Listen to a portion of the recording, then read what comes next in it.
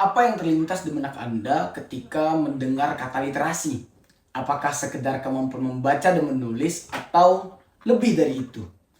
Literasi dalam arti yang sesungguhnya adalah sebuah perjalanan dari kegelapan menuju pencerahan. Seperti dalam firman Al-Quran, minaz zulumati ilan nur, dari gelap menuju cahaya, dari gelap terbitlah terang.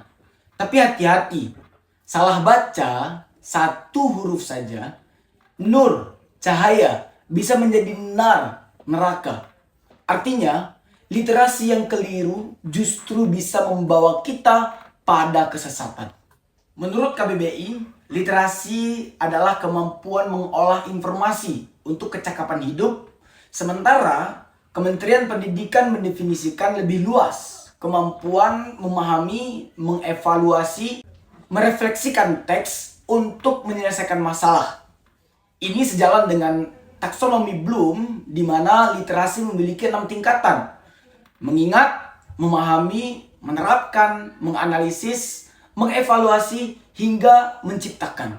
Jadi, literasi bukan sekedar membaca, tapi juga tentang bagaimana kita berpikir kritis dan bertindak produktif.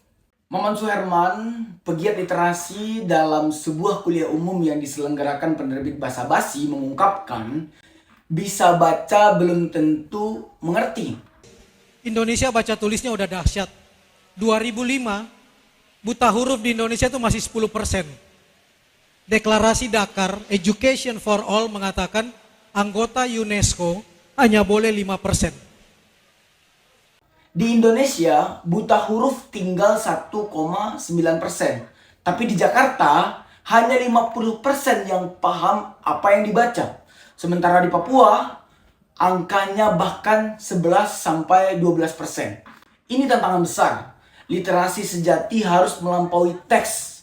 Ia harus mencerahkan, enlightenment, memperkaya, enrichment, dan memberdayakan, empowerment.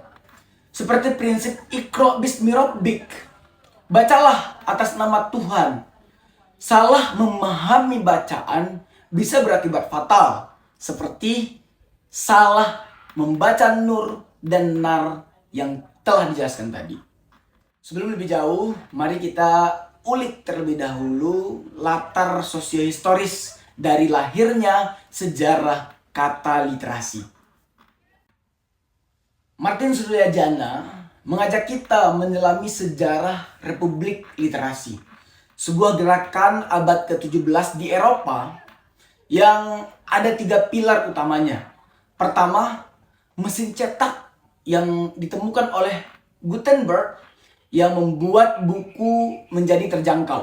Bayangkan, dari butuh berbulan-bulan menyalin satu buku, kini bisa mencetak 250 halaman per jam. Kedua, jaringan surat menyurat atau korespondensi antar intelektual. Ini seperti medsosnya abad di 17. Salah satu ilmuwan bernama Martin Mersenne bahkan punya 700 sahabat pena yang dalam surat-suratnya membahas perkembangan ilmu pengetahuan dan teknologi. Dan ketiga, kafe-kafe. Kafe-kafe menjadi tempat mereka berdiskusi. Kopi dengan demikian adalah komoditas inti yang menjadi pemantik banyak diskusi tentang sains, seni, dan filsafat. Literasi kala itu bukan sekedar baca tulis, tapi juga tentang penghalusan budi pekerti.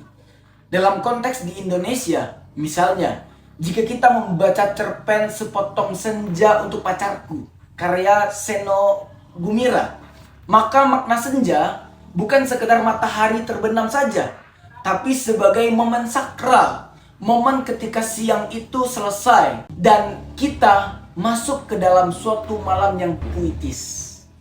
Di era digital, kita dihujani informasi setiap detik, tapi apakah kita menjadi lebih literat? Belum tentu. Republik Literasi abad ke-17 mengajarkan literasi sejati adalah tentang sikap dan ajang membentuk kepribadian yang otentik, bukan sekedar tahu. Saat ini, Banyak dari kita hanya jadi fotokopi, menelan informasi mentah-mentah tanpa kritik. Padahal literasi menuntut kita untuk merasakan, bersimpati, dan berani mengambil sikap. Seperti kata Muhammad Suherman, negara hanyalah pendamping. Yang utama adalah rakyat yang melek literasi. Tapi tengoklah ironi zaman sekarang. Kita punya WA group, tapi minim dialog substansif. Aplikasi baca berjam-jam, tapi untuk konten instan. Literasi digital ada, tapi kritik dan empati justru menipis. Padahal esensi Republik Literasi bukan pada teknologinya, tapi pada semangat bertanya dan menghargai perbedaan. Jadi literasi bukanlah akhir, tapi awal. Dari Iqra terbentuklah masyarakat madani, masyarakat kota yang saling hidup menghidupi.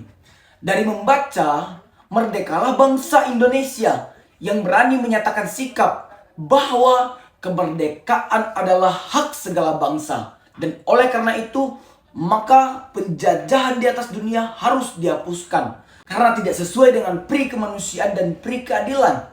Oleh karena itu, literasi sejatinya adalah alat untuk membebaskan pikiran, menyatukan perbedaan, dan menciptakan dunia yang lebih cerah. Mari kita tak sekedar membaca, tapi juga memahami. Tak sekedar mengeja, tapi juga mencipta. Karena seperti api dalam kegelapan, literasi yang benar akan selalu membawa kita pada cahaya. Minaz zulumati ilan nur.